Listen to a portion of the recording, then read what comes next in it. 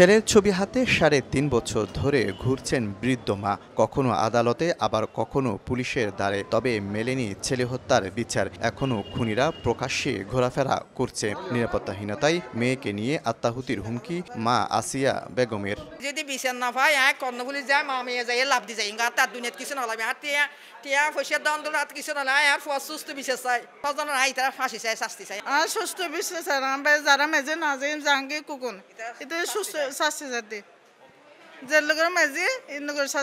মামলার এজাহারে দেখা যায় ২০২২ সালে ১৯ ফেব্রুয়ারি চট্টগ্রাম নগরীর বাকলিয়ার রসুলবাগ এলাকা থেকে ছেলে ইমরানকে ডেকে নিয়ে যায় বন্ধুরা। পরে তার এটিএম কার্ড থেকে জোর করে টাকা তুলে নেয় তারা। পরিবার বলছে, টাকার জন্য পরিকল্পিতভাবে পিটিয়ে হত্যা করা হয় ইমরানকে। পরে আদালতের নির্দেশে অধিকতর তদন্তের জন্য দায়িত্ব দেওয়া হয় ডিবি ও পিবিআইকে, কিন্তু গ্রেফতার হয়নি কোনো আসামি। বর্তমানে তদন্ত করছে সিআইডি।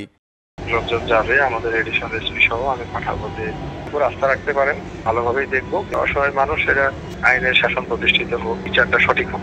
এদিকে অসহায় পরিবারকে সহায়তার হাত বাড়িয়ে বিনা পয়সায় মামলা লড়তে এগিয়ে এসেছেন এক আইনজীবী।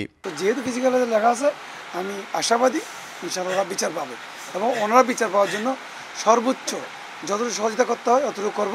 হত্যা মামলায় আসামি ৬ জন আর সাক্ষী ৪ জন। নিহতের মায়ের দাবি, হত্যা মামলার মূল আসামি নাজিম, জাহাঙ্গীর, খোকন, রিফাত, রাহাত, সুমন প্রকাশ্যে ঘোরাফেরা করছে।